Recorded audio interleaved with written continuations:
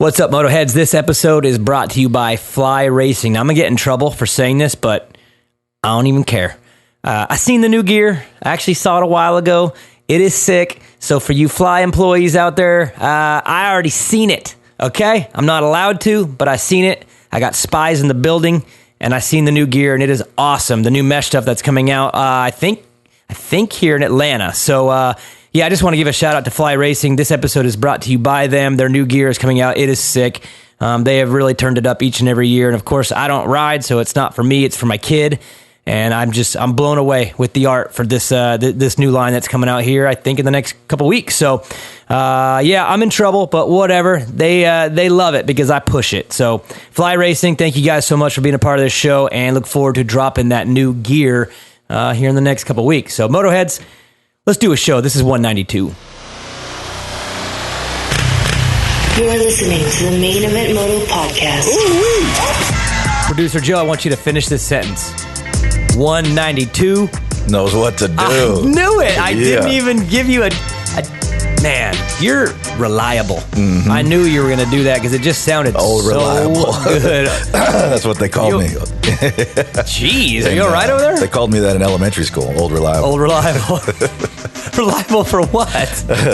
Like, oh shit, here comes old reliable. In third grade? Close the doors. Joe, it's going to be a good one. Toolman Dan's in the house, but let's thank the sponsors first. Fly Racing. Fly Racing. Fly Racing. Look at his face. Look at his face. Look at his. I mean, it starts with an F. Fly Racing. Fly Racing, Dan. What do you think about that? I actually just got hit up this week to wear Fly, and I respectfully declined. So loyal. That's what I like about Dan, though, Joe. Right? He is loyal as they come. So loyal. We're gonna get into that because he's changed bikes. He has changed bikes, but not colors. Ain't that right, Dan? That's right. Fly Racing, thank you guys so much. Mika Metals, motosport.com, Scott USA. We got the prospect listener questions back this week. No Toil, Guts Racing, Andy Gregg. I apologize. He wanted to come in on Tuesday night, Joe, and I said, dude, we can't. We're doing it Sunday, which was Easter. I'm an idiot. And then I said, we're going to do it Monday, which was my son's birthday, and I'm an idiot. So now here we are on Tuesday, and now he can't come because he made other plans. So sorry, Andy.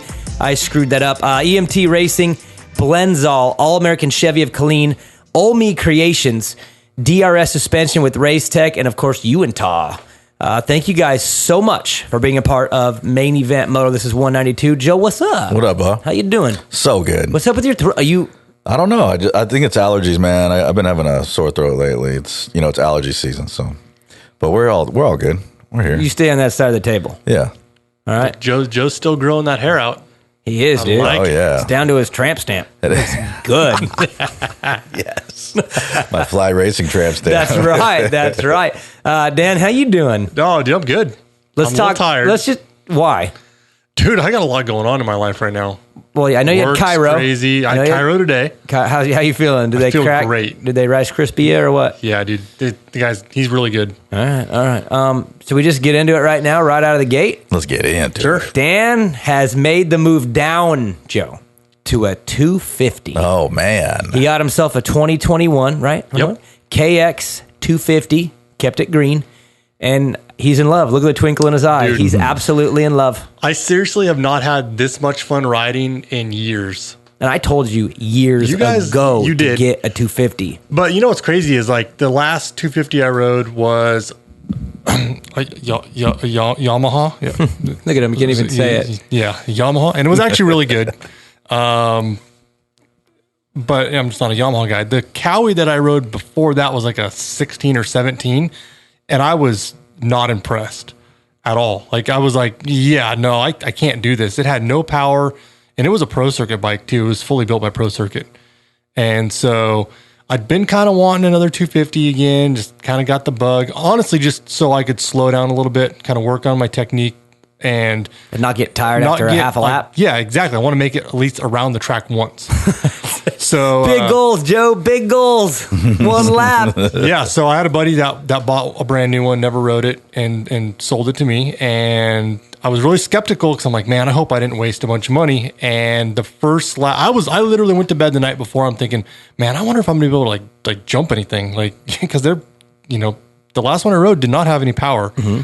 And so like first lap, jumped everything on the track. The thing's got insane power for a 250. I was Heard that, blown away. Heard that 21 has got a good little power band on it. It is so good. And it's actually got really good low and mid-range power. Like, I was surprised. Like, you don't have to rev the piss out of it. I mean, obviously, if you do, it makes more power, and that's the way it wants to be ridden. But you don't have to. Yeah, it's got decent low and mid-range power. Nice. So, yeah, no, I'm super pumped on it. And, yeah, I don't know if I'm going to, like, go full-time 250 right now. What do you mean? You already have graphics on it. Well, of course. But, I mean... He didn't even wait a day, Joe. He's acting like he's not full-time. He's already got graphics. So check this out. I called my graphics guy, like, and ordered some 450 graphics, and I was telling him, I was like, I'm thinking about getting a 250. He's like, I think you should. I don't know. I'm thinking about it.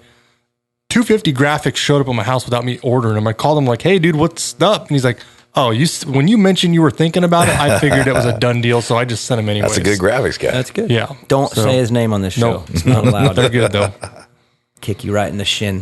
This is going to be a good show, though, guys. I guess we're previewing the final push, right? I mean, I was thinking about that today. How weird is it? Like, we're 12 in. It went by like a flash. We had a little breather, and now we're going to crank out 5 races in 4 weeks because Atlanta gets the 3 in a week, and then Salt Lake. But, dude, this is like almost over. Yeah. This is like really, really fast. And it's just kind of weird. Like, I'm gearing up today. I got my email, my hotel and all that information, which means that's when I get that email, it's like, oh, okay, it's on. Like, here we go, getting ready. Got to start packing the bag, doing laundry. So it's on, going to Atlanta on Thursday for a week, Atlanta Motor Speedway. Dan, I don't know if you've seen the photos yet online. Supercross posted them. I honestly, I think we're in for something pretty cool here, pretty unique. Going to Atlanta Motor Speedway outside. This is like a Daytona-ish vibe, but from what I gathered by looking at the track and in some of my conversations today with TV, we have our meetings during the week, this is not going to be like Daytona. It's not the same type of soil. The way it was described to me is like pretty much like supercross. I think they use like 3 times the amount of dirt that they normally use for a supercross. I don't know. I don't remember the number. It's like 14,000 or something like that. I mean, from the pictures I've seen and what I heard today, I think we're in for something pretty unique, Dan. And I'm just excited because it's good to come out of this break, do the final push for the championship, and hit it with 3 races in a brand new venue with a brand new style of track. I mean, I'm a nerd for that. So let's go. Get me on that plane. I think that they need to do more of these. I like it. I like it. It's different. I think that's what we need. We see something different, and I think that's what's intriguing about it. And Daytona has always been kind of that one race in the series that everybody really looked forward to because it was different. Let's throw a little bit more variety in there. I think it'd be rad. Get a few of these in there would be cool. Hey, and going back to just this season in general, the way that we did it with these quote unquote residencies. Do you like it?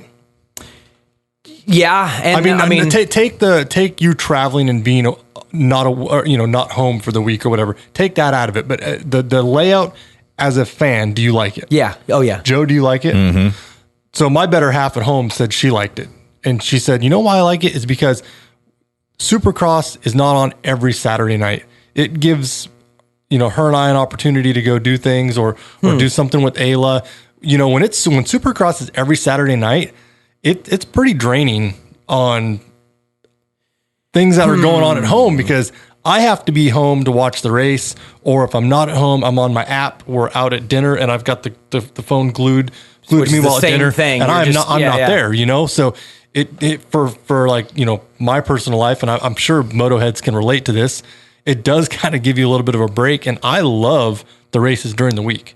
It breaks the week up, and it gives you something to look forward to. Joe, what do you think about that as far as hitting like 3 in a week and then having a weekend off, and that way you're not committed to every Saturday night? I mean, I know we're in the winter months into the spring a little bit, but at the same time, I wonder if that does have some kind of an effect where you get 11, 12, 13 Saturdays in a row. You just kind of start feeling like, unless the series is going off, which it's been okay this year, it's been pretty good, but unless it's like insane, it does kind of start to just feel like another one and another one. But ripping off 3 and then having a break and then ripping, there's something to that, I think, to keep the fans' interest, because when you get 3 in a week, it's I guess if you watch the first one of 3, it's hard to miss the next 2. It's almost like you're committed for like the 1, 2, 3, What do you think, just from your perspective as being here and watching them all from home? I think it's cool. There's pros and cons for sure. Dan mentioned the pros, definitely getting some time off, not having to be super consistent with it. But sometimes when you have that schedule where you have the off weeks and this and that, not everybody's as hardcore as Toolman Dan. So you might lose track. So you can lose track a little bit. I think there's a lot. So that lack of consistency maybe can be bad too, because when is it again? When's the next one? Yeah. I mean, I had people last week on Saturday being like, yo, when's race day live start? And I'm like, I sure hope it's not starting here in an hour because I'm like not there. Next Saturday. Yeah, so maybe there's something to that where that lack of consistency is an issue, Dan. So I know what you're saying, and I feel like there's a way to find that perfect world. It gives riders an opportunity to do gender reveals. Oh yeah, that's right, your guy. Yeah. What's up with that? Daddy Glow's coming back. Daddy Glow. Eli's having another one, Joe. Oh man. Yeah, was that Little boy. How did you find out about that? I don't even know was that on? Dude, it came across on a story, on an Instagram story, and then it was deleted. So I don't think that. Oh, yeah. I think it was text to me, but yeah, the Daddy Glow's back, Joe. He's gonna win. He's gonna win out. The according to Daddy Dan. Glow. We'll get to our pick'ems too, because Dan had a suggestion for one, but he couldn't help himself. But we'll get to that later. But anyways, I wanted to start this show going over an idea I had over the last couple of days, and once I knew we were coming on here, I was like, you know what? Let me form this idea fully in my head and present it to you two, and you tell me what you think. All right, you ready for this? And first off, this show, I'm not gloating here, but it's a little bigger now than it was a year ago. So there's a lot of people that haven't heard my obsession with the chase format over the last couple of years. Joe, you've heard it how many times? Oh yeah, 100, 192 times. How many eye rolls did we just get, Joe? Oh, a lot, and that's fine. I don't care. Like, listen, if you don't like the idea of a chase format, you're probably right. I don't care. It's just what I like. I loved it in Arena Cross, and for those of you who are wondering what the hell I'm talking about, that's where 4 or 5 from the end. You kind of do a reset in the points, and the top 10 are qualified, and they go into like a playoff, right? And for those that have listened to every show, you know exactly what I'm talking about because I've yelled it to you multiple times because I think it's cool. I love the idea of a 3/4 of a season qualifier into a playoff type format where everyone's reset. Like for me, think about it right now. If we were reset going into these last 5 and the top 10 in points were eligible to win the championship, well, right now, Eli's in third. He's not even in it. I mean, let's be honest. He's 40-something down. He's out. So, yeah, we have a 5-round runoff right now for 2 guys, which I think it'd be cool if there was more. So, anyways, I come up with an idea in my head that would satisfy my needs for a playoff feel, but don't ruin the championship and the history that we have, okay? So, you ready for this? And it works out perfectly because of the schedule. I'll call it the Final 5 because it's the final 5 races of a championship, and I'm going to put 5 riders in the final 5. So right now that would be Cooper Webb, Ken Roxon, Eli Tomac, Justin Barcia, and I think Plessinger. Is he 5th in points still? Did he got to 5th? Did he keep it? I think he did. Think so. Let's just say it's him. I think it's him. You take those 5 riders, and they're in a 5-round runoff that doesn't affect the championship, so the championship's the same, but it's a separate little 5-round runoff with its own little point standings, and the winner gets just $1 million. And you raise that money through either the promoters, the manufacturers, the sponsor, a combination of all, whatever. And it's a 5-round runoff with a full reset just between those 5 guys, just for $1 million and a big trophy. Kind of like Monster Cup, right? You get the million when you win Monster Cup. So I thought it'd be cool as if we had the championship, but had this on the side right now and starting. And imagine what that would feel like, Joe, if there was 5 guys in the running for this championship, 5 rounds, and winner gets $1 million. And it's a side deal, almost like a Triple Crown kind of was, a little gimmicky, whatever, but just kind of to add another layer to see which one of these riders can close out the last 5 the best and they get $1 million. Dang. Do you like it? Non-conflicting with the championship. Just, I know it's be hard to explain on TV. We'd have to really, really get it right to make it understandable to people that maybe don't watch every single one, but if it could be explained right, is there some kind of coolness to my Final 5 format? I mean, coolness, I don't know. Different for sure. Interesting, definitely. But is it cool? I don't know. It seems like... Well, you're not cool either. Though, maybe it's putting icing on an icing cake. Or, as my granddaddy would say, gilding the lily. How many...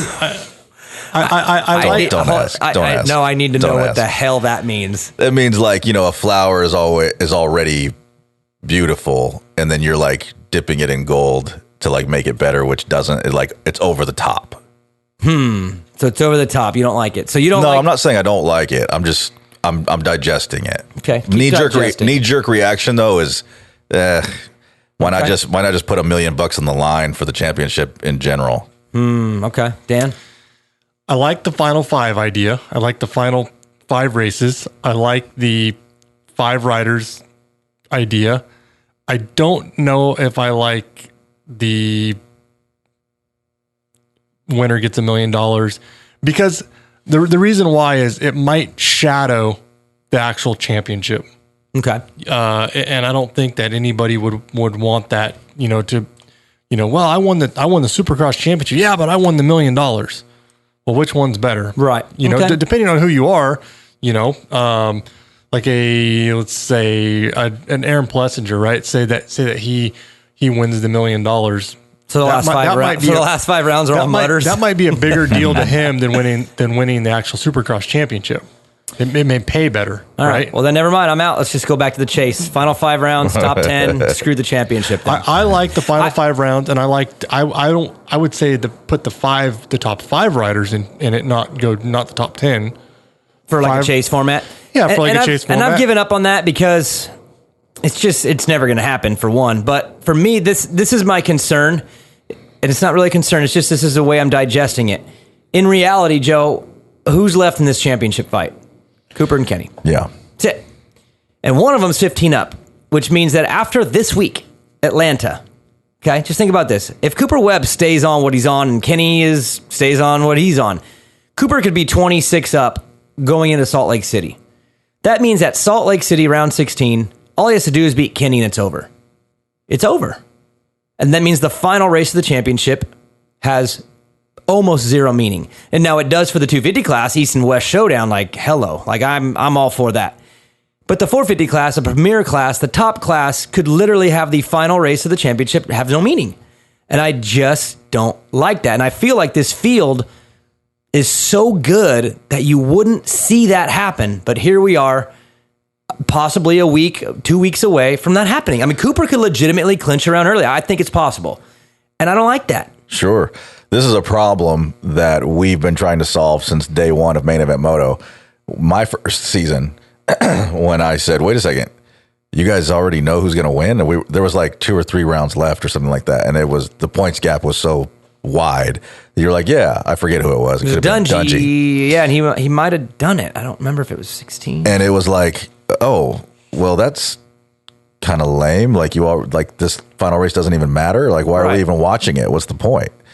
So we've dissected the chase format ad nauseum. We've dissected it so much, all the problems. We know, trust me, guys, whoever's leaving a comment right now. Yeah, chill. We've broken this down a million times, and we know why you don't like it. Yes. Trust us. Here's the concern is if you make something, and like we talked about this, I think last time, this sport is so core, right?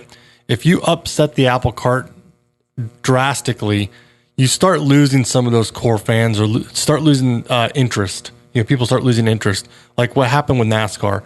When NASCAR went to the whole, chase format, I lost a lot of interest because I'm like, it's kind of giving. It wasn't terrible, but I did lose a little interest in NASCAR. When they now they do this, stage thing where they race in stages, I don't understand it at all. I'm totally out. Right.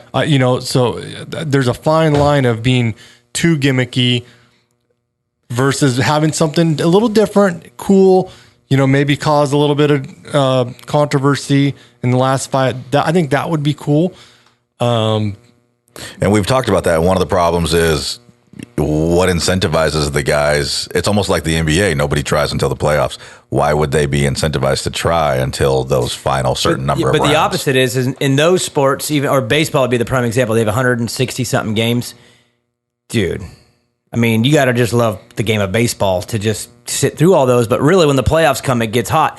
In this sport, again, it could potentially lose its luster late instead of wait around all season for the big thing at the end. And for me, it's like the football is the Super Bowl, the NBA Finals, the NHL, the Stanley Cup.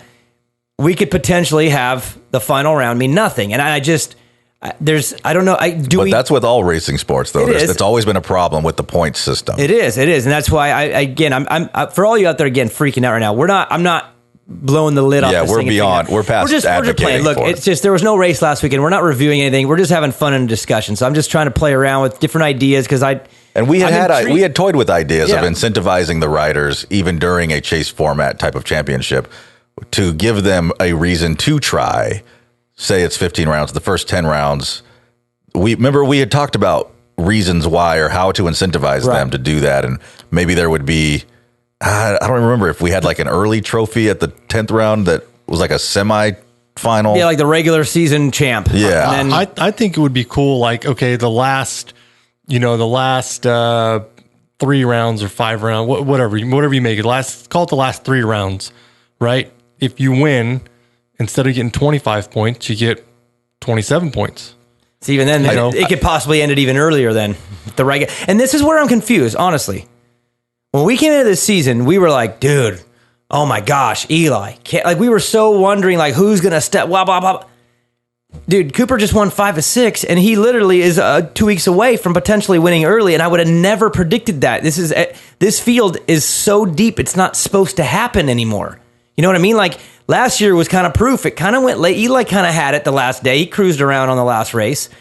But even then, he had to go to the last race, and maybe Cooper does still. So I'm just saying there's something, in my opinion, missing that guarantees that the finale is the shebang. Joe, we did screenwriting for how long? You got to build, and then hit them at the end. That's how you do anything if you want to really like build anticipation for a big climax. You want it all on the line. We're set up to not have that happen when one guy catches too much fire, and that's why there's no way around it. Like to Dan's example just a second ago, when you have those weighted rounds, it's shooting ourselves in the foot because it gives the guy who won more of an advantage. The only way that you could have it guaranteed to where it all comes down to that final race is if you take points away from the guy who has the most points. Yeah, and you can't do that. And how shitty would that be? It'd be horrible. Why would the guy even try to win? Yeah. So it's a great conundrum, boys. What if you are like, now this is going out there, but what if a guy, you're Ken Roxon and you're 15 points down, right? But the last 5 rounds, if you're behind the leader, you get more points. I'm gonna stop you right there. Right? I mean, it's not even that's the thing. I just don't think that there's no perfect fix for this. There really isn't. That's our sport is so unique in the fashion of, we ride dirt bikes and hit jumps and injuries are huge.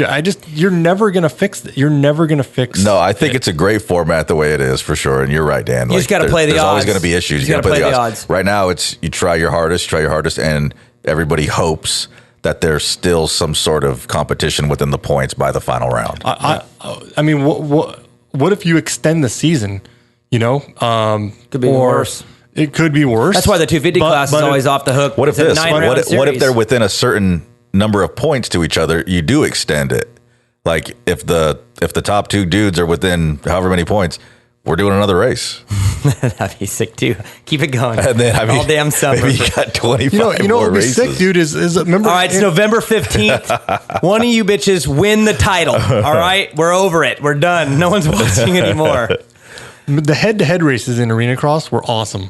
They were. And here's the thing is, again, I don't want to freak out the anti-chase people out there, but I personally still believe that there is something there. And it's honestly, Joe, what was it, 50-50? The response was like, hell yeah and hell no. There was really no middle.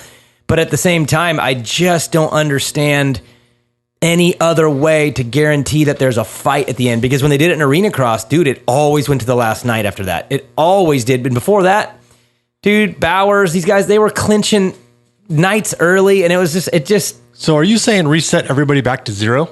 No, I mean, the way that they did it in Arena Cross was perfect, in my opinion. They took the top 10 in points with like 5 nights to go, and they reset the top 10, but they gave it weighted to the front. So the leader had like 7, second place got 6, third place got 5, and then fourth and fifth both got 4. So you got a little bit of a bonus, but it wasn't much. It was a point, but whatever.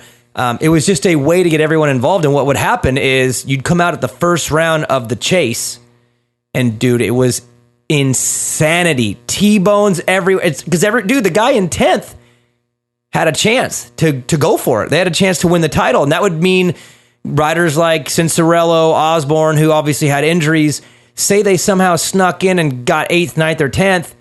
It gave them a reason to come back and fight at the end, where right now, Osborne, I don't know if we're going to see him. He's probably getting ready to defend his outdoor title. AC, maybe he's back. Just get ready for outdoors because he's got a chance at the outdoors. A lot of guys are... Marvin right now is what, 6th or 7th in points? He ain't in the running. Well, guess what? If that format was in place, he's coming out Saturday, guns a-blazing, ready to take on a title. And now he's not. We have two guys, and the storyline is very dependent on those two. And that just, it scares me because unless Kenny catches fire, which I kind of have a feeling he might, I have a little bit of a feeling that Atlanta's going to be good to Kenny. I personally believe that he might close the gap on Cooper in the next 3.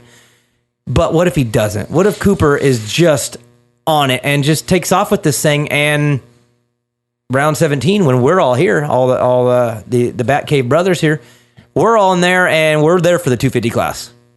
Oh, 250 class can be bad. Because look at the points in the 250 class. It's what? Single digits between Nichols and Craig. Yep. He could probably be single digits between this goofball West Coast series. So, dude, the 250 class is going to be off the hook in Salt Lake probably, but 450s might not. And I don't know if that formula, it's just not a guarantee, and I don't like not a guarantee. I guess you just got to hope that the season works out. And maybe for us as fans, we look at Supercross, instead of there being a Super Bowl, the whole thing is one big giant Super Bowl with different little chapters, but it might end a little early some years, and some years it doesn't. Like some years you go down to the final round with Carmichael, Reed, and Stewart. Like, yeah. What are the odds of that happening, though? Well, you put together a chase format, the odds are 100 times better that happens every year. So, again, I want everyone to calm down, because if I get a bunch of DMs chewing me out over this, it's just play talk between. In fact, I'd love to hear your guys' ideas just on fun thoughts. This is fun thinking. I can already feel the angry fingers, Dan, and I don't want them. We're just playing around. Well, I guess at the end of the day, too, there's like people who look at it as individual races, and you have individual champions of that night. Mm-hmm. And then you have the overall championship as well. So you basically have two things going on. You know, you have the entire season. Each race has a champion. Sometimes it's the same guy. But the final round is its own. Yeah. The final race is its own thing. And if that's the same guy who wins that night also wins the championship, great. Big night. And if not, well, then that's what you have. Here's, I think, also that these, having multiple races in one location, we're thinking of it kind of as, well, there's 2 rounds left, right? There's Atlanta and Salt Lake.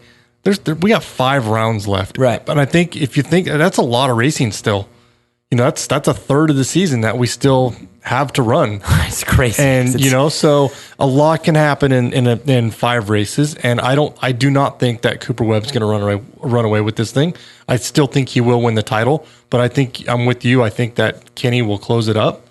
I think Eli will close it up a little bit. I don't think Eli's going to win the title, but I think we're still going to see some good racing. And you gotta remember, like guys like Barsha right there, he's riding for race wins. Oh yeah, he could be a total spoiler in this thing. He doesn't give a shit about Cooper Webb or Ken Roxon. He'll clean either one of them out for a win. Period. Even since he's on a gas, people are going to say, well, there's no way Roger's going to let that happen. Oh yeah, no, right. One lap to go with a win on the line. Yeah, Bam Bam's taking anybody out. Yeah, I agree. He would. For a win on the last lap, he would. I think there's still a lot yet to be seen, and I think we're in for a good ending to the season. I agree with you, and I think you're right. I think I just don't like the possibility of it ending a week early. I don't like that. It's so anticlimactic. Climactic. I don't know how you say it right, Joe. It just depends on who you are. Climatic. Yeah. Not everybody loves the sport like we do. We love the sport as a sport, right? You don't care really who wins. If Ken Roxon wins the title, if Cooper Webb, most of us have a favorite. I want Eli Tomac to win the title. So if he clinched how do you feel right now? If he clinched it around early, I'd be totally cool with that. I know, but how do you feel right now that he's out? And don't give me this crap like he's not. It's no. I agree that he's out, but Roxon and Webb were just straight up better than him this year. I mean, what else can you say? You got to chalk it up as a loss and move on. They were. And you're just still straight watching up the better. races because you're a fan of the sport. Yeah, of course. It's exciting and Yeah, cool. And yeah. So Cooper Webb is even growing on me a little. Really? Little. Nice. You remember the other day you were talking about who doesn't like Cooper Webb? Yeah. I'm like, come on, guys. Like, really? You guys forgot about me. But no, he's growing on me. You know, I like what he does on the track. I'm not a KTM fan, but you know, You respect him. I do. I totally do. So anyways, he's killing it. just fun talk, guys. Yeah, we'll see how it goes. I do think Atlanta's going to be cool, though. I think this track is going to give us a whole new feel to the sport, and I like that. And I'm with you, Dan. I want more of that. I think it'd be cool if that became more. Let's go to. I mean, what other places? I'm not a NASCAR guy, but I know Bristol. So what other ones? Talladega. Like, dude, that'd be just. I don't know. There'd be something neat about that, right, Joe? If we just started going to some other places, man. It'd be cool. Bristol would be badass because it's small. It's a small track, and literally you could have fans on every side of the stadium, like, you know, surrounding it, and it's a big stadium.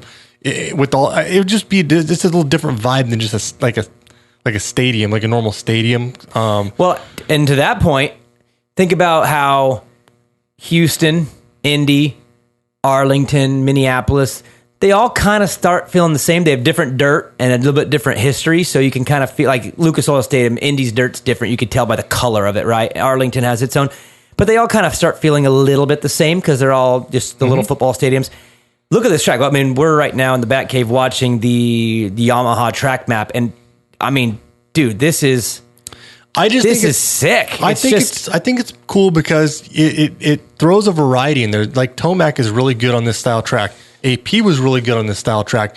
You've got certain tracks that suit different styles, and if you can have more of a variety of different tracks in the series, maybe it would make things a little bit more tighter, if you will. Because a guy won't just catch fire. It's hard. See, a lot of times a guy catches fire because he catches fire on something that feels the same. But if you're bouncing around in a lot of different stadiums and vibes and feels, it is harder to catch a rhythm. Yeah, like, you know what I mean? So the super small tracks, tight corners. Who's the best at those? Cooper. He just won 5 of 6. Take Daytona out because Daytona is Eli's freaking place. Yeah, that's what I'm saying. 2 Orlandos and 3 Arlingtons all felt very similar. And once Webb locked into those, he just dominated 5 in a row. Again, 5 of 6 of those. So it's like Daytona was the one that broke it up. I mean, maybe the schedule would be cool, Joe, if there was some diversity where these are put in different spots to where everything feels kind of different. Maybe the Triple Crowns kind of had that feel. They were placed at different times. So maybe that helps. You know what I think would be badass is get rid of outdoors altogether. Oh, boy. And move to more of these style tracks. Make it a longer series and move to more of this style of track. No, you're just talking crazy talk, Dan. You just pissed off at least all of our I love older listeners. No. I love outdoor motocross. And so did I. Sorry. But think about it. When you go to an outdoor race, you can't see anything. You could see maybe 25% of the track. You go to that. I mean, that's what makes watching Supercross so enjoyable is you can see all the action. It's all in your lap. Yeah. You know, and I think that would be just for the fans. Yeah, you're not standing out in the freaking sweat with your beer cooler behind you and just, you know, drunk all day standing on a hill. I mean, there's fun to that also. Yep. But, you know, if you can add more of this style thing, maybe shorten up the motocross series, you know? Yeah, I don't know. I just think these tracks are cool. Yeah, I think we can all agree that there's a place for this. And this will be a little bit of a test for me to see how good this really can be because Daytona is Daytona and it's always been Daytona. We haven't seen anything like this in a long time. And I think it's going to be cool to see what this class of riders with these bikes and this track's bigger than Daytona. For everybody wondering, this is going to be bigger and longer than Daytona by quite a bit. So, you guys think this track could lend itself to just being a one-liner? Everybody just files in line, single file? The only thing that is a little concerning is the way they have some of these S sections and whatnot. They kind of snake a little bit. Yeah. If they were straight, you'd have more lines, you know, but you're going to have a preferred line going through those S. I think corners. possibly, Joe, because of the way it zigzags, But from what I heard today, the amount of dirt that is being brought in for this is a lot. And I think that means the obstacles are going to be pretty big, and that means more options. So maybe you can do more work in the sections, and it doesn't depend on a corner to get it done. You know what I mean? I like when you can pass in a corner and block pass, but I really like when you can get by a guy in a section by doing something different. There's something different about that excitement when you can 3 and get by a guy. You know what I mean? So hopefully this layout and this track allows for more options, and maybe that helps create the passing more than just depending on a bull corner. That's usually where they come. I was listening to another podcast today, and they were saying that, there's no way that this track favors Tomac because it's going to be more supercrossy. And I'm like, he's the reigning champ.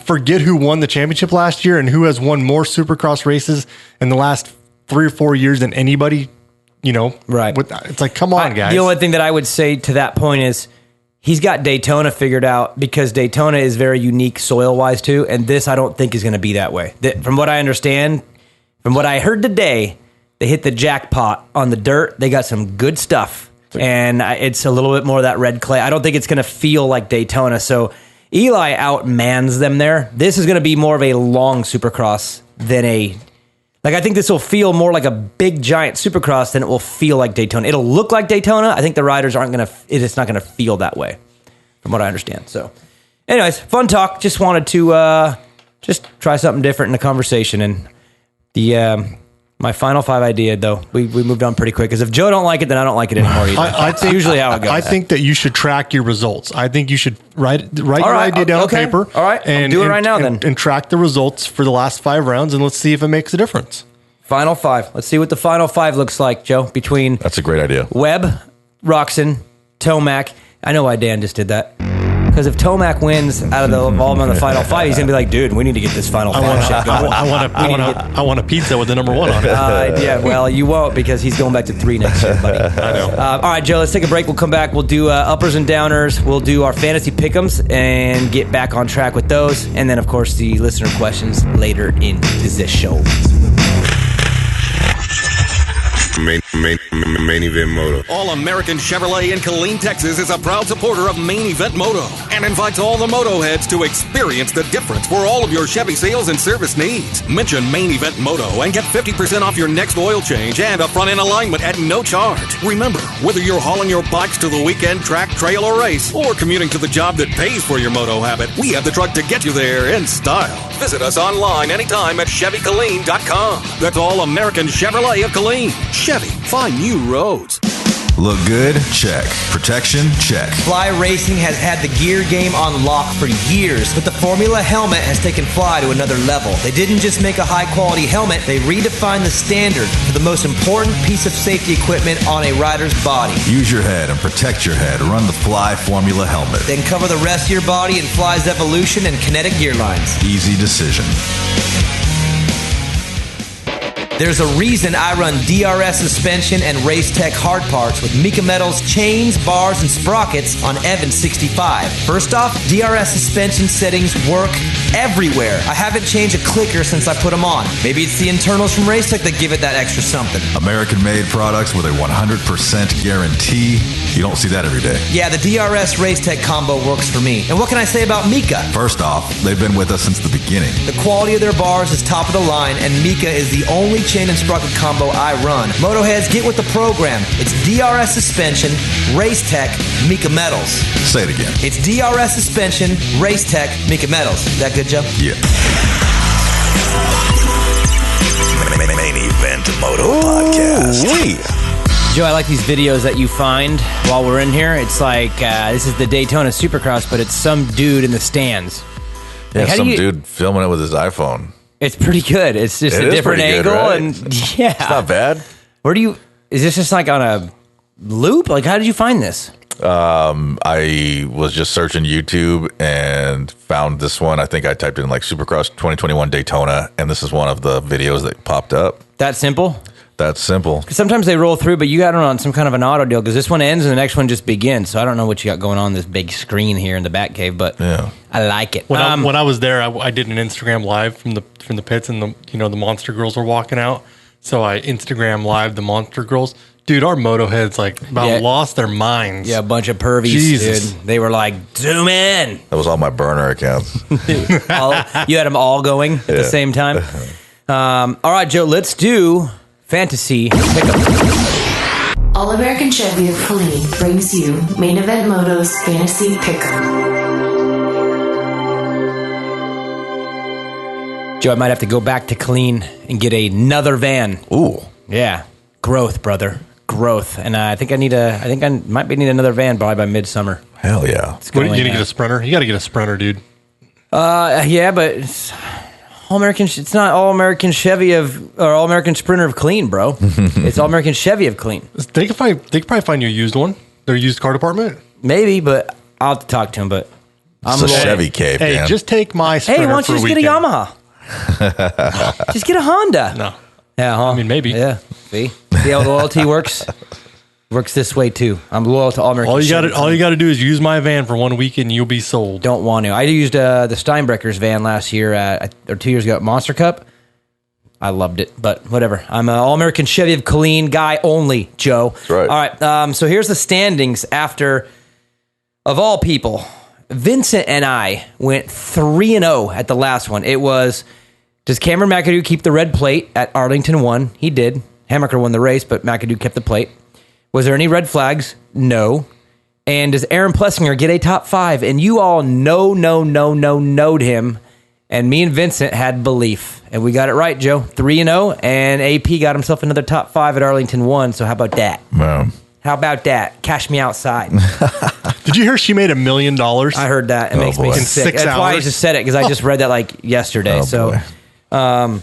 Anyway, so our 3-0s have moved us up. Well, Vincent is now tied with Eric Nye at the top of the leaderboard. They are 12-6. I'm in third all by myself at 11-7. Andy and Dan, you guys are tied in fourth at 10-8. Joe, you're in scary territory, brother. 9-9, you're in sixth. And then, of course, Hobo Nick at 8-10 is the Dumbass Bass as they run right now. I can't believe Vincent could potentially go from the dumbass bass to winning. He's still Yeah. the Dumbass Bass forever. Which, by the way, I don't know when we're going to have him on next, but if we don't have him on before the big day, good luck and congratulations coming soon. Vincent's third kid is coming out here this month, I think. Late this month, Joe. So his third boy. Can you believe that? Dang. Just boy. I love it. I think it's hilarious. All right, let's do our picks for the entire Atlanta trip, because we don't do them in the middle, Joe, right? Because it's just not the same when we're not all here together in the group. So here we go. This is the entire Atlanta trip. Dan wants to know if Eli Tomac is going to win 2 of the 3. Dan, we will start with you. Yes. Joe, let's go to you. Joe, does Eli Tomac win 2 of the 3? No. No? Okay. I hate this because I don't even want to see his face. I want you to look the other way, Dan. Look over there. You know what's going to happen. I think he's going to win 2 of the 3. Wow.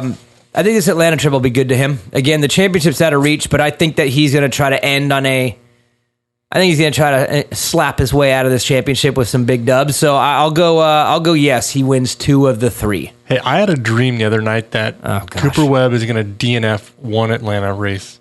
Really? Yeah, swear to God. It was vivid too. You watch your mouth, Dan.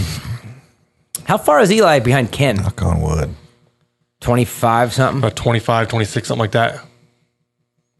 All I have to say is that if Tomac's in range, Joe, at the final round of the championship, Dan is uninvited. He's not coming because I just don't get the feel like pizza. it. Yeah, no, Get the not for pizza that. ready. For the safety of the other riders, I just don't believe that he won't find his way into the Honda and KTM pits with a little sugar for the gas tank. Oh. So hopefully Eli's out of it by the last round, Dan. Then you can come still. Okay, great. But if not, you're not coming. So yeah, I'm going to go yes on that one. Next one. Does anyone outside of Justin Cooper or Cameron McAdoo win a 250 main in Atlanta? That would be Hammaker again. That would be Hunter Lawrence again. Maybe Marchbanks.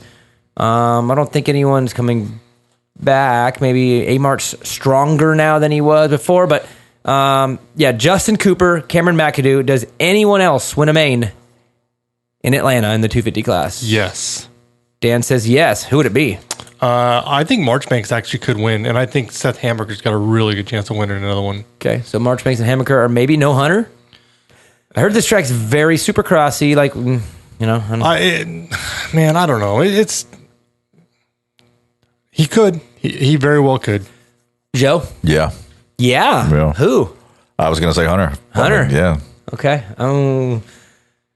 I want someone too, but I say no. I don't think so. I think those two are about to kind of stretch it. They're about to. You said something to me that was disturbing before the show. That you think that Cooper's going to run away with this. Yes, that's just what I feel. That's my personal belief, is that Justin Cooper is going to now lock in and take this thing. He's gonna check out from here on out. That's what I think. But for the sake of this game, I added McAdoo because I think McAdoo would be the one that would beat him if anyone does. So, but I actually personally think Justin Cooper is going to sweep all three. That's my guess. No, what? Dan? There's no way. What do you mean? There's no way? What are you talking about? He's going to fall apart.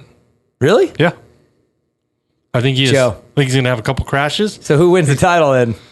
I think McAdoo's going to win the title. I really do. He can't even help himself. Joe. Yeah, but here's the thing. Joe. It's not like I'm just pulling it out of my loyal. ass. He legit could win the title. You know what the best thing is, Joe? He's so loyal. That means he's going to be loyal to us too. That's good. It's a good character. Dude, I would go down for my boy. Good He character would. trait. This guy, ride or die. So I love that about you, but you're also he calls me to come help frustrating. him put labels on Eagle Grip bottles. 9,000 of them. Who showed up? Toolman Dan showed right. up. Loyal as can be. So now Justin Cooper's, I think, about to run away with this thing. That's just my guess. It's just how I feel. Third one. Due to the excellence of the A-Ray Cade Clayson situation, which I think is just awesome, I want to know who gets more points in Atlanta. Just Atlanta, 3 races. Alex Ray or Cade Clayson. Dan, start with you. I'm gonna say Cade. I think Cade's gonna dude, it's close tee to up A-Ray. Really? And maybe break his leg. Oh, that hard? Dude. God. Joe, That would violence. That would test a friendship. It would test a friendship. There'd be we wouldn't be having this loyalty conversation about Cade Clayson if he broke his leg. So yeah, you say Clayson. I think Cade will. I think Cade's a little bit more consistent than A-Ray. I think A-Ray's got more speed, but A-Ray throws it away. Joe, A-Ray or Clayson? I agree 100% with Toolman Dan. Broken leg? No, that as well, possibly. I kind of think Cade does too, but I gotta go A-Ray because A-Ray's my guy. Loyalty. He's my guy. See, he's my guy. I like A-Ray a lot, and I am scared of that big long track though. That's just more spots. That's more spots to weed up. That's more opportunities. That's too much wampus all over the track. I don't.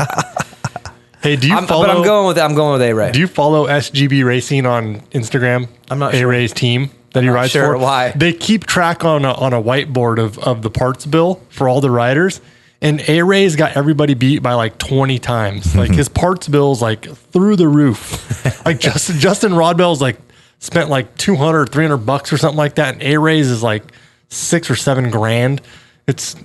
He goes for it. I don't understand how hard he's so hard on stuff. It's man. All effort, baby. I guess so. Literally, I love A-Ray, but he does literally almost everything wrong on a dirt But here's bike. the best. He rides the clutch, the rear brake, just over-revved.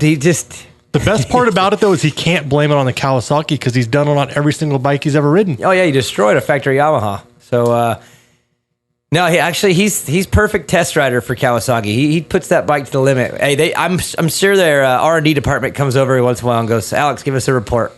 What did you destroy this week? Okay, we'll work on that for next year. So, did you say, Joe? What did you say about Tomac? No. Or yes? No. So okay.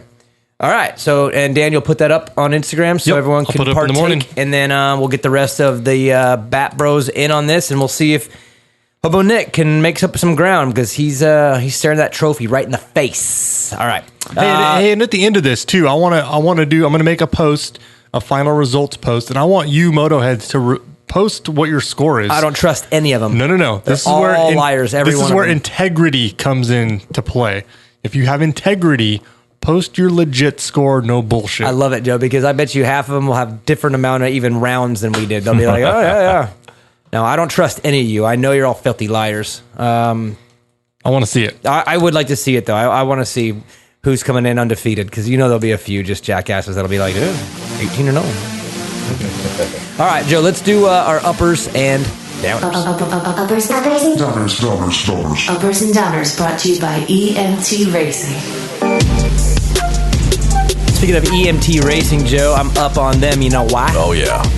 They are giving me 5 $100 gift cards for this segment. And here's how we're going to do it. Dan, let's start this week. We're going to do it 5 times on Instagram sporadically.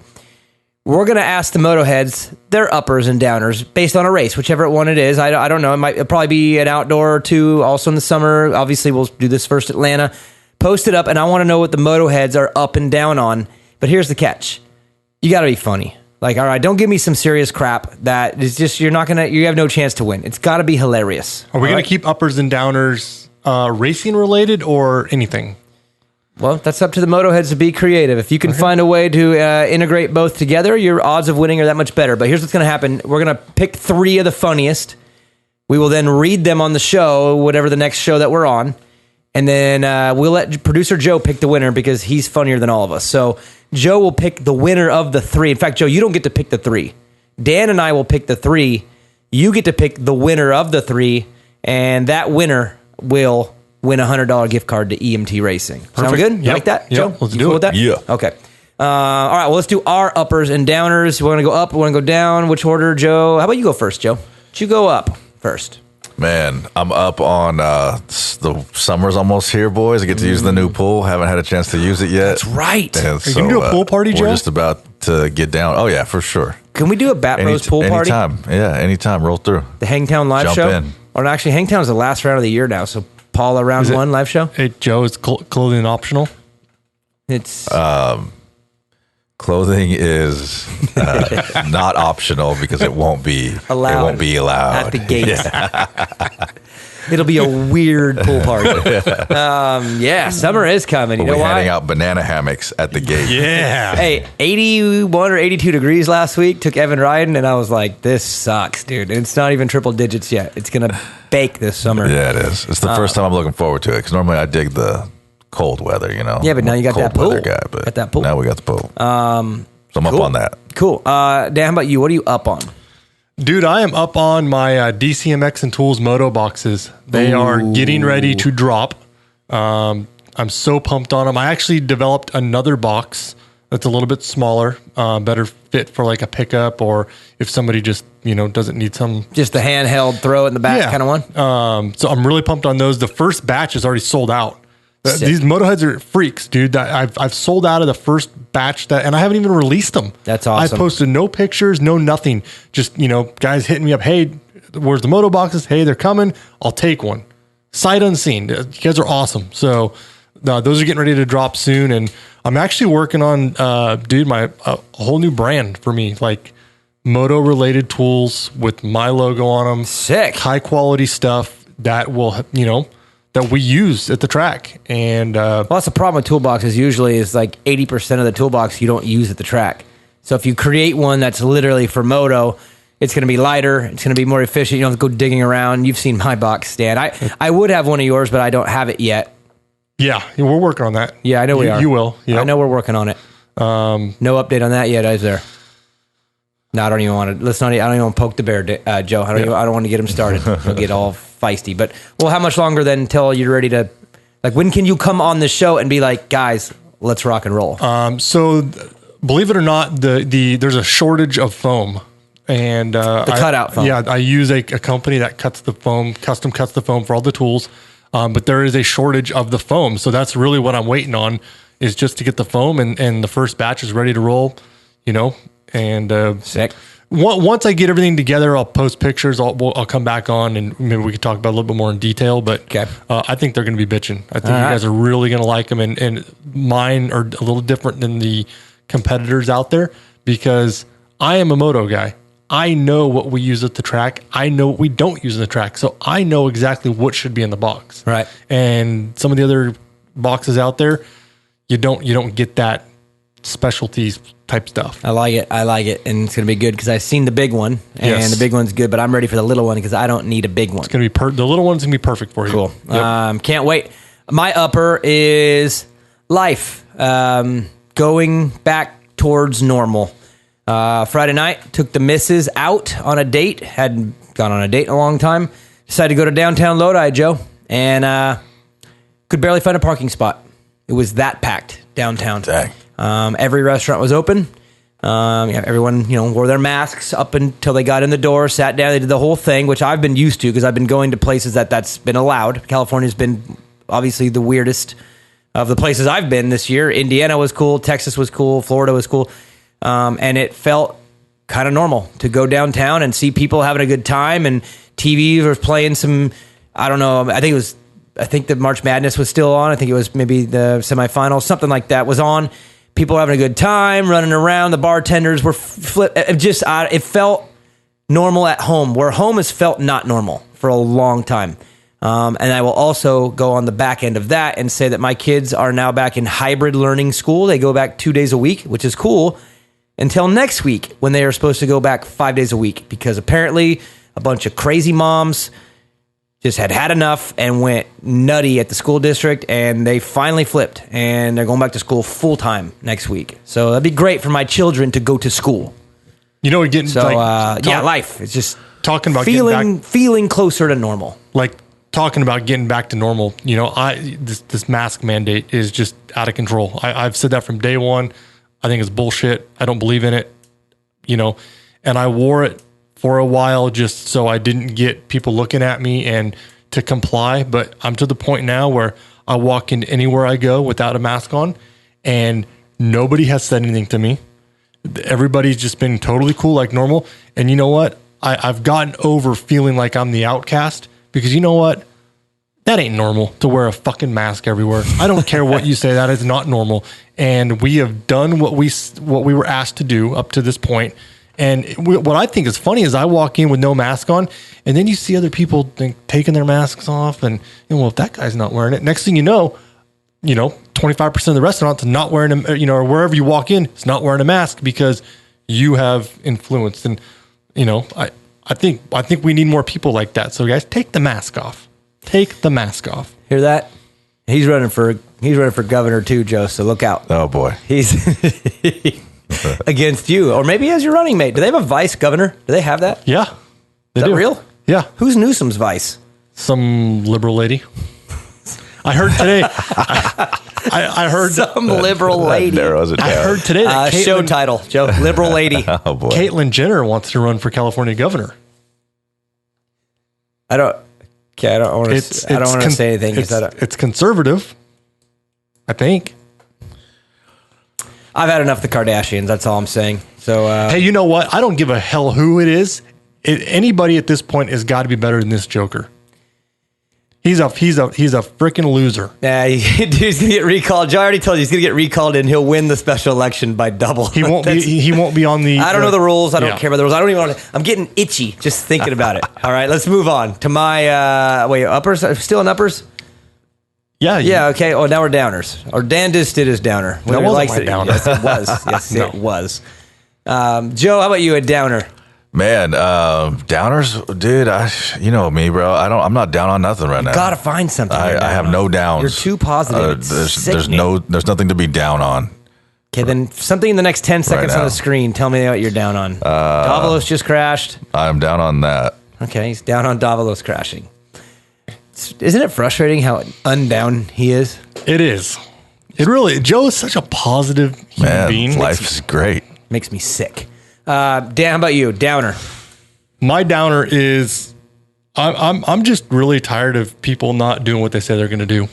And you help people out and you bend over backwards for people, and they don't do what they say they're going to do. They flat out lie to you. I'm just over it. And this industry, is small and tight. And it really bothers me. Integrity for me is a huge thing. And, just be honest. If you can't do something or you don't want to do something or whatever the case might be, just be honest instead of filling everybody's head full of shit. And I don't know what it is about this industry, Daniel. Everybody is so entitled feeling, and me, I will help out anybody. Yep. And I love to help and I love to be a part of things. But every time when you get freaking screwed, and I got guys all the time that hit me up in the DM. Hey, will you sponsor me? Can we do something? But nobody ever. I actually take that back. Kevin Moran's reached out to me and said, hey, this is what I can do for you. He's the only one that has reached out and actually had a program put together like, hey, this is what I'm looking for. This is what I can offer you. So Motoheads, if you are looking for sponsorship from any company, you need to put a plan together on how you are going to help that company grow their brand or their product. And then follow through. And you have to follow through with it. And Joe, does he sound like he's speaking general or pretty specific here? It sounds like he has a specific idea in mind, but also in generalities too. I like how he said just in general, but it seems pretty specific, Dan. I mean, I'll tell you, we all. And then on Tuesdays, they don't show up at 11:30. And then this son of a driving their Ford. It all goes back to, I've been through tough times in my life, but I always treat people the way that I want to be treated, and I'm honest with everybody, and that goes a long ways. When you start burning bridges and burning people, people remember that. Well, the old saying is, if you burn too many bridges, you end up alone on an island. So I know exactly what you're talking about, and I completely understand, Dan. I do. All right, my downer, Joe. I've been with my wife now for 20 years. Can you believe that? Dang, buddy. Almost. June of 2001, I met my wife. We were together for a couple of years, got married in 2004, so it's been a long run. I feel like I know everything about her. But something came across my attention this week that I didn't know about her, and I'm borderline devastated by it. I don't even know what to do. I found out that my wife drives with 2 feet. Hey, race cars drivers drive with 2 feet. I never knew. I looked down the other day and I was like, are you driving with your right foot and is your left foot on the brake? And she said, yeah.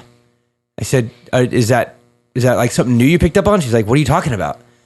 And no, apparently this entire time, Joe, she's been driving with 2 feet, which I find to be weird. I tried to do it the next day just to see, I want to see if I could give it a shot. And I'm weirded out by it, Joe. I don't know what to do. I don't know whether she needs to get a therapist, or am I the odd one here? Is there something wrong with me, Joe? I feel like there's something wrong with that. Well, I mean, you are probably the last one who should talk or critique driving methods and things like that. I use one foot. I mean, I think I won. I won. You use 1 foot, but you have a lot of other things against you as far as driving goes. 2 feet is weird. It's weird, right? Sounds like you both deserve each other for your driving Dan, opposites attract habits. So my question was, did she learn how to drive like a manual transmission, like a stick shift? She doesn't know how. She's never learned. No, she's just weird. Then I would say that is a little odd. It's actually very dangerous. Is it? Yes, it is very dangerous. I'll let her know. Yeah, but are you surprised? Like, I mean, I feel like I know literally everything about her. And I didn't know that after trying. Is that me just not paying attention, or is that something you just don't pay attention to? Because I felt weird when I found out. Like, I felt guilty. Like, how did I not know this? Hey, and then my, the guilt my boo went could use 2 feet. I wouldn't know. Well, see, here's the thing. I mean, I'm not sure you got a lot to talk about. I mean, you drive 50 miles an hour in the fast lane. I mean, and you brag about it. I'm not sure you can be so down about this. Okay, so I'm super safe and no fuel efficient, and I'm territory. the weird one. Does she have any accidents? You're not super safe. Driving 55 in the fast lane is not safe. I don't go 55 in the fast lane. I go about 67 in the fast lane. That's not safe either. That's 2 miles an hour past the speed limit. That's breaking the law. I break the law. But I break the law, and you guys all technically, though, the law is flow of traffic. That's the law. Joe, I create the flow of traffic. No, you disrupt the flow of Joe, traffic. for you, are the boulder in the stream. I create a flow. You're the rock of traffic in the flood. hey, what is the acceptable speed limit in the fast lane, Joe? Say the speed limit's 65 miles an hour, and you're in the fast lane, and you're doing what mile an hour would you say that's acceptable? And where you say to yourself, I'm going fast enough they can go around me? Probably about 80. Really? Yeah. Oh, it's way faster than me. I mean, I'm not as bad as Daniel, but it's like 73, 74 for me. Yeah, if some dude smashes up behind me and I'm doing 80, I'm like, bro, come on, I'm already going 80. What's your problem? That's like 74 for me is when I'm like, you should probably go around me. Jacob Hayes drove home a couple days ago on the 5, and he said he was going 80 in the fast lane, and he had people blowing by him, flipping him off in the middle lane because he was going 80 in the fast lane. He said they were going 90 plus, just pinning it, flipping him off. I'd flip off back. But I'm a move over guy. I don't mind. I get it. Some people are in a hurry. I'll move over, and then I'll get back in my lane. I'm all about that cruise control, baby. As soon as I lock that thing in, it ain't coming out until I get off the freeway. And that's super dangerous for you, and you're endangering other people. So I don't know why you're proud of it. He doesn't see any of it, though. He's messing with the radio, eating his Chick-fil-A. Hundreds of dollars, literally hundreds of dollars I've saved. But why do it in that lane, though? Because then if you do it in the middle lane, you end up coming up to somebody, then I got to get off the cruise control and then reset the damn thing. I don't want to reset it. Like the other thousands of people that you're doing that to in the fast lane? It's so hypocritical and so selfish of you. It's not even funny.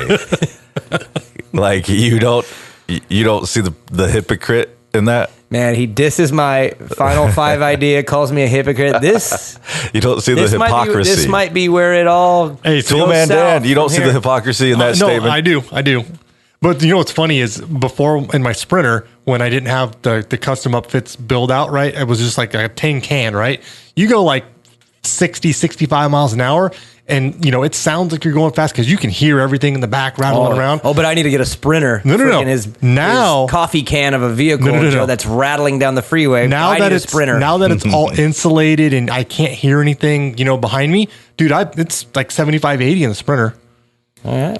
I don't like doing 80, but I catch myself like looking down, like, oh my God, I'm doing 80 miles an hour. I've never had a speeding ticket in my life. So see, I had one 2 weeks after I got my license, changed everything. Fixed man. All right, I want to move on because I'm upset that Joe is treating me this way on this show. This is 192. I'll never forget it. Let's take a break. We'll come back and we'll do the Scott USA Prospect listener questions in pinned mode. Main event moto. Joe, when I think of Blenzall, I think of the smell because it's so good. But that's not fair because it's the quality of their products that really stands out. Go to Blenzall.com and take a look at the catalog. 2-stroke, 4-stroke, they got everything that you need for your motorcycle and it's top quality. I used to be in the oil industry. I know the difference between crappy oil and good oil. Blenzall.com has the best. Check them out. That's what the Motoheads run. Walk out in your garage. Take a look at your bike. You know your graphics are roasted and you need a new set. That's why you go to Old Me Creations to freshen up. High quality, good looks. They are the choice of the Motoheads. That's why you need to put some Old Me Creations on your bike. Not everybody's like Toolman Dan and washes their bike more than they actually ride it. So your bike is probably hammered and it needs some Old Me Creations stat. Again, quality, style, they got you covered. That's why the Motoheads run Old Me Creations. Joe, I have an idea. Yeah. Screen printing done. We got to do their commercial, right? Yes, we do. Let's do a commercial/tease where we tease our new T-shirt coming out in March. Ooh-wee. But then also mention how Neil's the man and screenprintingdone.com is who does all of our stuff. Right.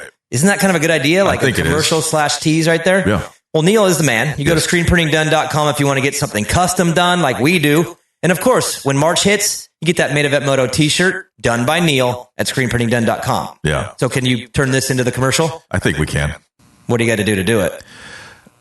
I think we just did. If you're a true Motohead, then motosport.com is your only choice when it comes to OEM or aftermarket parts for your bike. And when it comes to servicing your bike or giving it the punch you need to perform, it's EMT Racing. With motosport.com, you can get everything you need for your bike with great pricing and ridiculous speed on shipping. And with EMT, it's simple. Take your bike to the experts. 2020 is the year EMT takes over the performance world. If you don't know, now you know. Your Bat Bros choose motosport.com and EMT Racing, and you should too.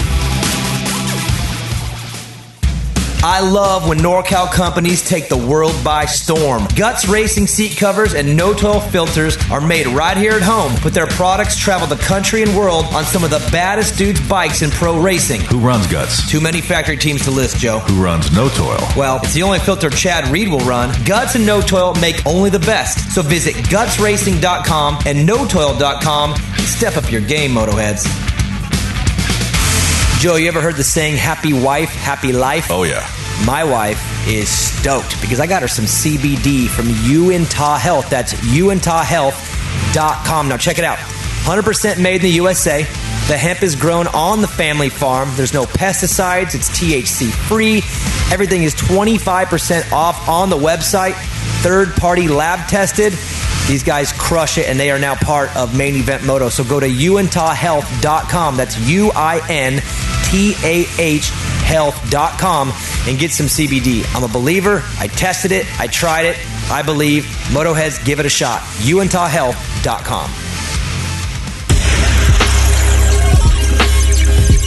Main Event Moto Podcast. Ooh, got to get that bath fizz, Joe. You don't need a bubble bath. You need a CBD bath. Feel good. Get out of that thing all relaxed. Oh, man. Feeling on top of the world. Sounds good right now. So Dan has talked me into doing this show. You know how I don't like to self-promote. I'm not a big, use my podcast to promote my company. I steer away from that as much as possible. But Dan has talked me into it because, I don't know, why are you so bent on me doing this Moto Bundle thing? Because, for one, the product is bitchin', and you have a perfect customer base that would fully support your brand and your product. And you don't find it icky? I find it icky. I don't like promoting my own stuff. I just don't. I don't know. It's not like you're on here and the whole show is about Eagle Grit. I don't think that there's any problem with putting your product as a spotlight. You know, on my own shows. Yeah, I don't mind doing it on Pulp. I don't mind doing it. I don't mind doing it other places. Well, you know what's weird is I've told you. I said, then you don't do that. I'll do it, and he doesn't even want me to do it, Joe. It's just weird. He gets all weirded out. I'm like, hey, dude, I'm going to give away a Moto Bundle. No, don't do that. Don't do that. Like, why? Whatever. Anyways, we have decided, I have decided that I'm going to do it on one show. Dan, you're going to do something. I don't even know what you have up your sleeve, but you're going to do a Moto Bundle giveaway on Main Event Moto's Instagram somehow. And I'm cool with whatever it is, whatever. I'll ship it to the winner, however you decide to do it. But I am going to promote it one time, this time. Joe, our Moto Bundle at Eagle Grit is a combination of products. It's our hand cleaner. It's our hand wipes. It's a gallon of the bike wash. It's a penetrant lube. It's a brake cleaner and a glass cleaner, which is like a lens plastic helmet cleaner. Yep. Works really good. It's all really good stuff. I'm very proud of it all. But I am going to do a giveaway because you remember the hat I gave you last time I was here? The trucker hat? Yeah. Well, I got a lot of those things, and I want to give them out. I want to give away a bunch of hats. So what I've done is Maggie and I built a shit ton of Moto Bundles. They're pre-built in a box, stacked up at the unit, and I'm going to put 20 hats into 20 boxes. I don't even know which ones they are, and I'm going to do a random draw of whoever buys the Moto Bundle this week only, because next week I'll be gone, and my wife will flip if a bunch of orders come in, because when I'm gone, she don't like it. So just this week only before I leave, hit eaglegrit.com, buy the Moto Bundle. It's on the website. And I'm going to pick 20 random boxes to send an Eagle Grit hat for free in. And then if you get it, tag me to let me know that you got it on Instagram. And I'll obviously, I'll not tweet. What do you Instagram? Is it repost? Yeah, repost. Restory? Repost. Yeah. I'll repost it. So I'm going to do it one time. So the Moto Bundle at eaglegrit.com. 20 of you get a free hat. And then, Dan, you do whatever it is. I already have yours set aside. And I think on yours, I said I would do a T-shirt also. So your winner will get a T-shirt and a hat from Eagle Grit for free. and the entire Moto bundle with whatever plan you have up your sleeve. Perfect. I'm cool with it. So Hell yeah. yeah, one time only, and then I'm off it because I don't like it, and I'll just promote it on other shows, but I don't want to do it on here ever again. Okay, Dan? I don't agree to that, Joe. Do you? Hell no. I love me some Eagle. Yeah, it's the best, dude. We're gonna promote it. I appreciate going that, out of but style. still, it's weird to me. It's like You got to get over it, bro. Get over it. well, whatever. It's bitching. All right, and our Moto heads love it. Let's get to our Scott USA prospect listener question. Scott USA and the Prospect Goggle. The goggle choice for those in contract with other brands. Here we go. Scott USA prospect listener questions. Motorsport.com gift card too, Joe. Let's fire off one of those. So Yeah. you pick it, or do we let Dan pick it? No, you pick it. It's your thing. Keep an eye out. You're good at picking those. So all right, let it rip. By Moto Fab says, how nice was freedom in Texas, and was it worth it to walk through the Cowboys locker room and have an anger boner? That was weird for me, Joe. I got to go through the Cowboys locker room. It was like this feeling of like awe and angst at the same time.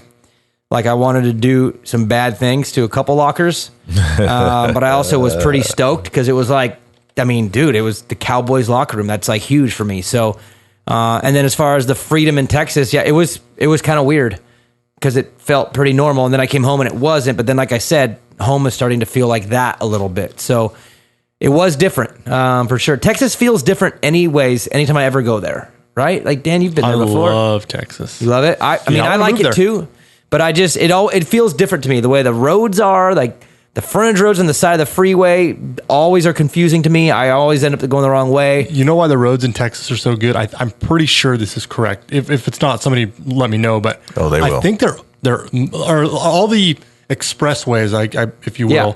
Those are all privately owned, so they're not managed by the state. So that's why they're all smooth sailing. The roads are always really nice on those little expressways. Is because it's all privately owned land. I liked it. I mean, Texas is cool, but it definitely feels different to me than any other state. It's got its own thing for sure. What's better, Texas or Florida? Like the feeling. I like Texas more than Florida. I don't really like Florida. I never have. I liked it when I was out there for that week. You were on the beach. Dude, that's not you. True. I mean, Yeah, that was like you were in insanely nice areas the whole time. Well, I saw Mar-a-Lago. yeah. So Dan had a great time in Florida. He was in nice spots. They're both a little different to me. I like Texas a little bit more. The people in Texas are so nice. People in Florida are nice too. At least the ones that I mean, everybody out of California is pretty nice. All the assholes are here. So I liked it though, and yeah, the locker room deal was a mixed bag of feelings. Joe, next one. Todd Krieg 531. I know this is right up your alley. Would you rather fight 100 duck-sized horses or one horse-sized duck? 100 duck-sized horses. Okay, so a bunch of little horses or a giant duck. A bunch of 100 duck-sized horses or one horse-sized duck. So one giant duck or 100 duck-sized horses. I feel like there's two ways to think here. Either one, you take on the big duck, and all you got to do is end one. I don't know if you can end 100 little horses. Oh, I'm punting 100 horses. You're just kicking the crap out of them? 100 duck-sized horses, no problem. So I have a really big fear of birds, and that includes ducks. I do not like birds. I think they're the most horse-sized duck. Yeah, It'd be scary. I'll take the little horses. That horse-sized duck could mess you up, son. You know what I'm saying? I mean, think about it right now. Just look over right here, Joe, in this area of the back cave that's opened up. Yeah. Imagine like a horse here, and now turn him into a duck. That would be horrible, dude. Terrifying. Be one of the worst things ever. I'll take the little horses for sure. Little horses. I like that, Todd. That's really good. Yeah, I like that one too, Todd. Next one. Kurt Evans 4T, where the F is Blake Baggett? Can't believe he's still hiding. My question is, do you think he'll do the outdoors? I don't know. From what I understand, that whole thing is held up in court. And until that is resolved, I don't think we're going to see Blake Baggett at all. I mean, I got the vibe from him last year that he was pretty amped on his next chapter in life. You know, he just had a kid. He's super stoked on his kid. He wants to get back into business with his dad. They do, big steel work. This is just guessing. I have no idea, but maybe he's already kind of moved on and he's stoked on the next. I'm sure he's not sitting around waiting or training his ass off. I would guess he's probably pretty stoked on the next chapter. And when you get to the next chapter, it's hard to really go back to the last chapter. So I have no idea, but my guess, just with no evidence, would be I don't think we see him this summer, and I don't think we see anything. I think he's done, maybe. It's weird, but yeah, it's crazy how this sport, there's so many freaking good guys now that I haven't really thought about him till I just heard that question. That's weird. All right, next one. One of the OGest of the OGs, Cody 975 Piscatelli. Here we go. Cody wants to know if interviewing Hunter after his first win was one of the coolest moments of your broadcasting career. He really asked that? Yeah. That seems so normal for him. You know what I mean? Cody's a normal dude. He usually brings out something. That was a little vanilla for you, Cody. Yeah, I would say one of the better moments was interviewing him. I would say it's probably not the most impactful when I interviewed AC after Vegas when he crashed and lost the championship. Yeah, that was traumatic. That was the most impactful interview I've ever done, where it was like everybody was crying. I cried. I was rocked by that. DB cried off camera right after it was done. What do you mean off camera? You're holding back tears on camera. I got a little dust in my eye on camera. Yeah, I'd say Hunter was probably one of the better ones because it was the same type of interview as AC's, but in a positive. He was dramatic and just fired up. You could see it in his face.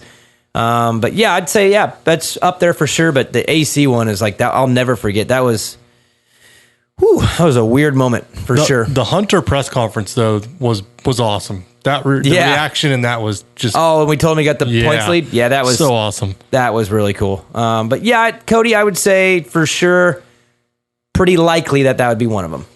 Maybe the best. You know what? Is there anybody out there right now that is more likable than the Hunter brothers? Could you get any more likable? Write that down. The Hunter brothers. Yeah, write that down. You mean the Hunter brothers? He's looking at me with this question mark above his head, like, what the hell is wrong with you? The Lawrence brothers. Did you write that down, Joe? The Hunter brothers. Yeah. That's pretty damn good, Dan. No, they're at the top of the list of likability. That's without question. They're cool. They're cool kids, and they're freaking good, and they got a cool story. They got the kind of the trifecta. Good story. They're likable, and they're awesome. So no, they're right up there. Them and the Alessis, probably the two most likable brothers in the sport. Josh D472. Nothing? I got nothing from you two. You just looked at me. You know what, dude? Mike Alessi's actually a really nice dude. I like both of them, to be honest. I don't know Jeff. Did you hear me peek right there? Yeah, that was my fault. That's all right. I like both, but that was just to me, I thought that was a good joke that wasn't funny to anybody else in this room. But all right, next question. Josh D472 says, why can't all tracks be like A3? I get that sometimes it just doesn't work out, but it's like they're not even trying on the other tracks. I don't know. It's luck of the draw sometimes, man. I don't know, because it seems like there's a formula that works, but then the formula gets broken sometimes by I don't know. You should ask Alex this next time you do a Blair's Breakdown.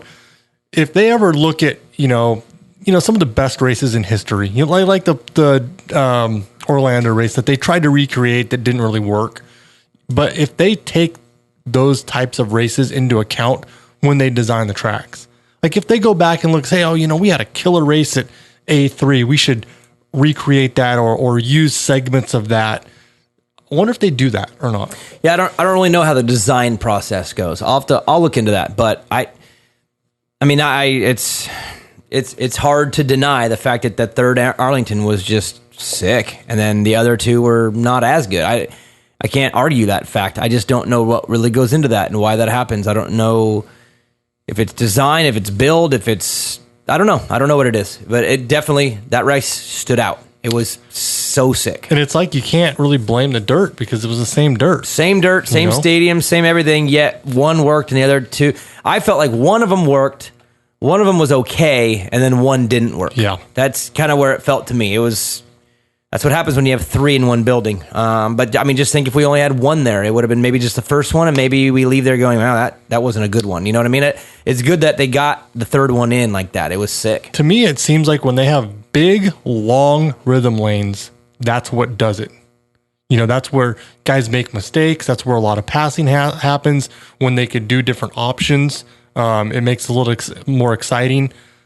I think, if they can call, that's what I don't understand. Like at some of these football stadiums where they go 3/4 of the way down the field or the stadium in one direction, and then they use the end for 2 little tiny lanes. Those do not provide good racing. I know, but here's the other factor to that. If you just run long lanes back and forth, and you only get 6 because there's not enough room. Now you're talking a 39-second lap time track if you don't put a couple little L's in there. So we're battling 2 things. Number 1, lap times. Number 2, 90s. I don't know. And maybe that track seemed like an old school layout kind of, just the way the double onto the start. Like it felt like an old track kind of. So maybe there's something to the old tracks that were different that we're just not seeing. I don't know. I'll dig around because it's definitely been a topic of conversation since Arlington, how good the third one was and why can't we have more of those. So let me dig around, y'all, and I'll get some answers for you. I personally think there's 2 factors, though. The dirt, I think really good dirt is a problem because everyone just rails on it. I think I would personally like all hard pack or all super ruddy. One of the 2 because it causes mistakes. And then I think that you should have obstacles right out of the corner to where you have to go high in the berm to come out and do the obstacle because then you leave yourself open. If you don't have a big something out of the corner that requires you to go way up in the berm, you kind of wasted the corner because then everyone will just tuck low. Like Cooper will just tuck low and you can't do nothing with him. That's why I like the big stuff out of the corner. It requires you to go wide and open the door.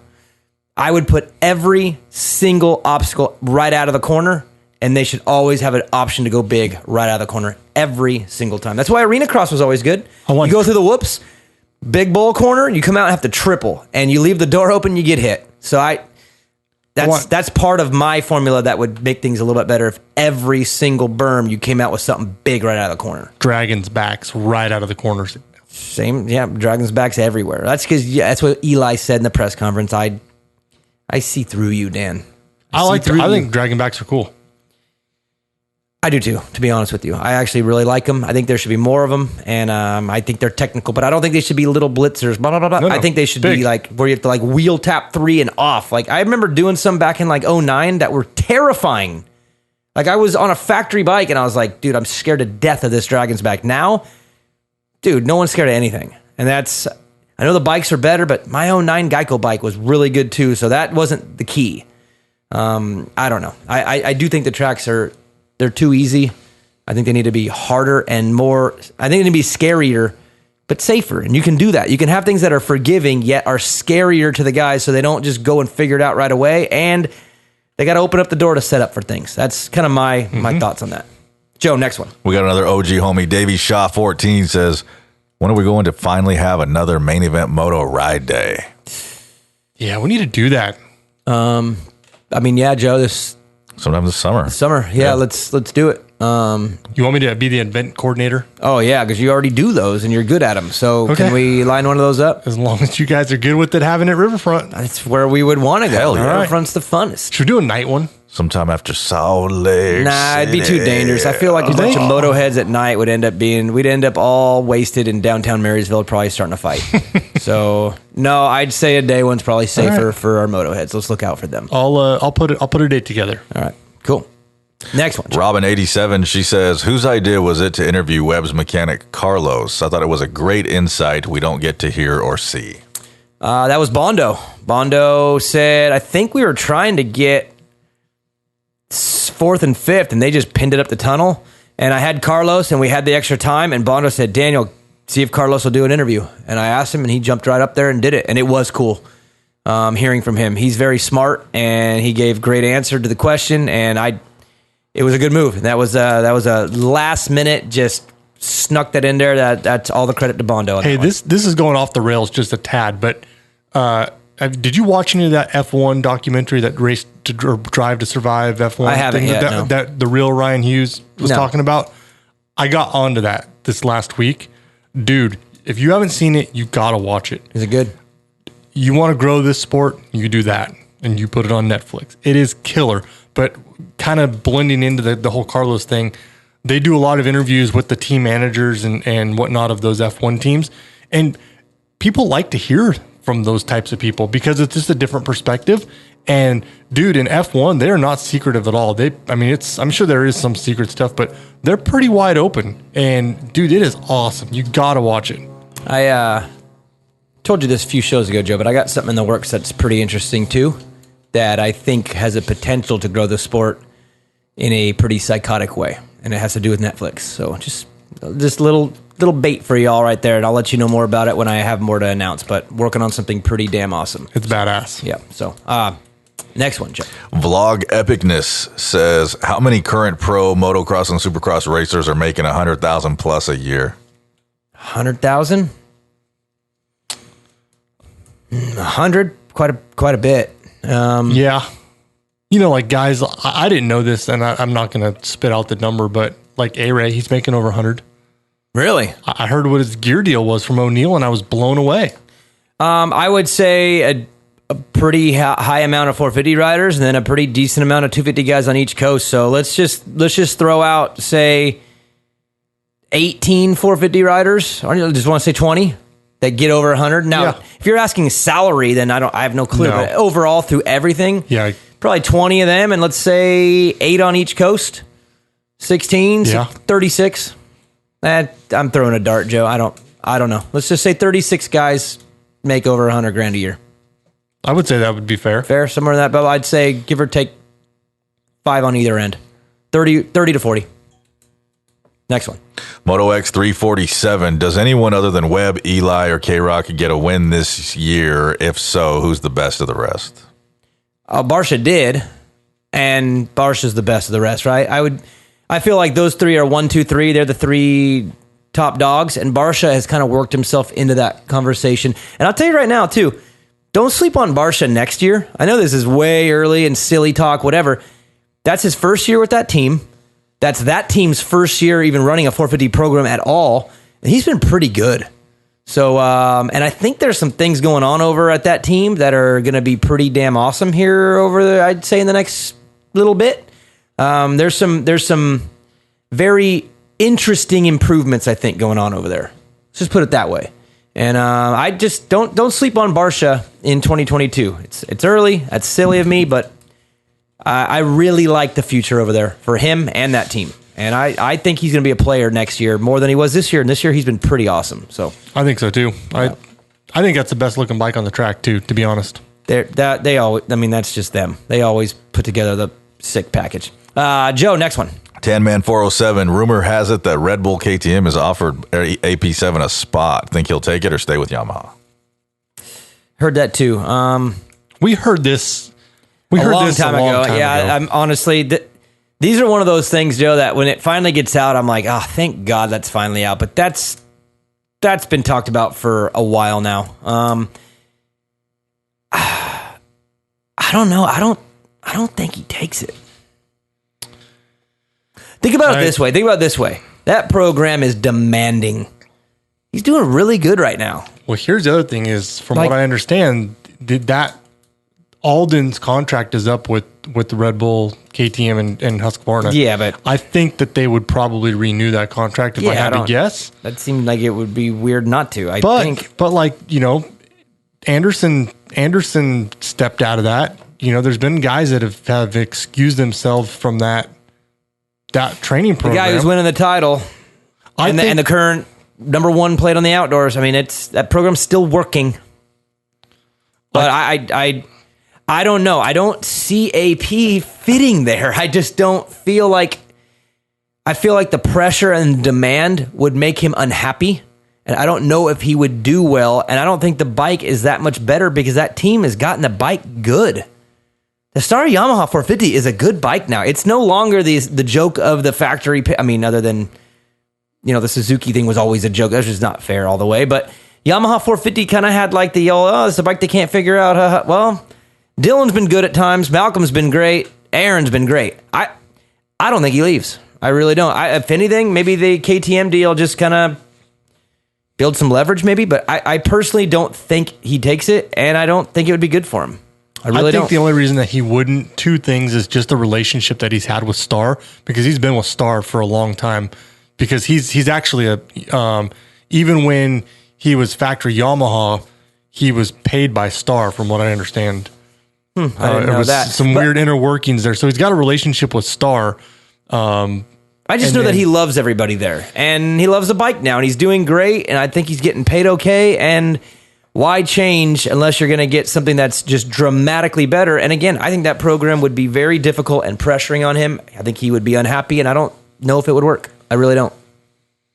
I think it would have worked before when he was riding a bike that he didn't like. I would have been like, dude, just get off that bike that you hate. But now that he likes his bike and he's riding it the way he is, I don't know. If it's me, I'd stay. I think that he would get a bump. I think that he, with a more structured program, I can't see AP, and I could be totally wrong, but I can't see AP being super structured with his personality and the way that he is. And at times, you've seen him flat out get tired, and I think that going to Alden's program, I think he would get a bump with that program. And I think even though the Yamaha 450 is much better than it has been, I still think that KTM is a better motorcycle. I do too, but with that ride comes a lot of suffering physically, which I'm sure he works hard now, but it comes a lot of suffering and it comes a lot more pressure. And I don't know if it works. I don't know if that part works for him, and maybe he takes maybe he gets an upgrade in some areas, but I think it's a downgrade in some other areas, and I don't think he'd be happy. Well, Yamaha has the first right of refusal anyway, so they could put a kibosh on the whole thing. Period. So I think he stays. I'll throw it out there. I think he stays. It's my guess. No inside information whatsoever, but I think he stays too, but I think he would get a bump if he left. Okay.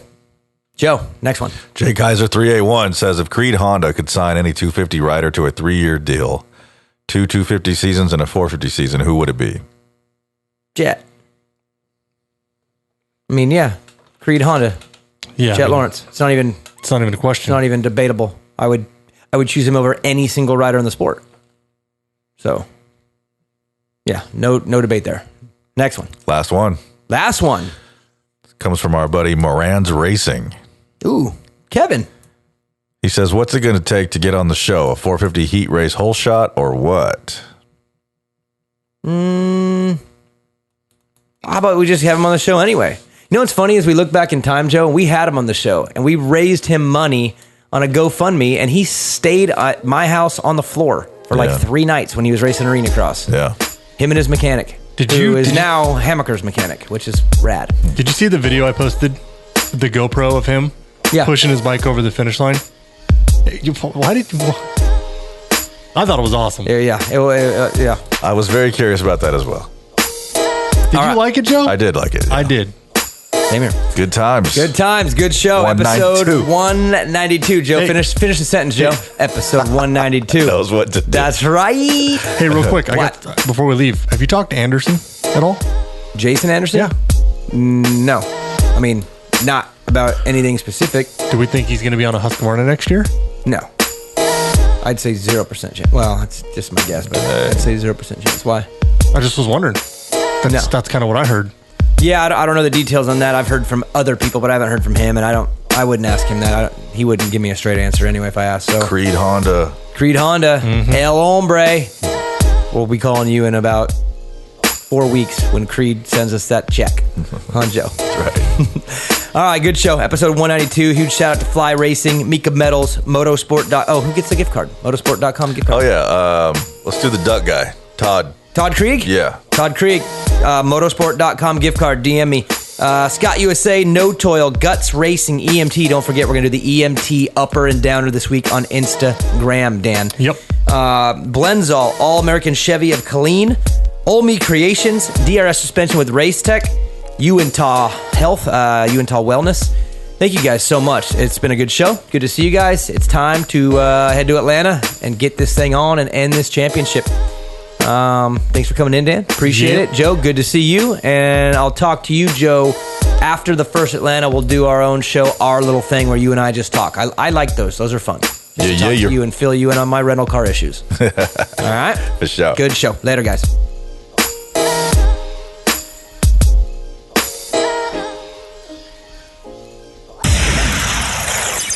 Main event, Moto. Screw it. You know it by now.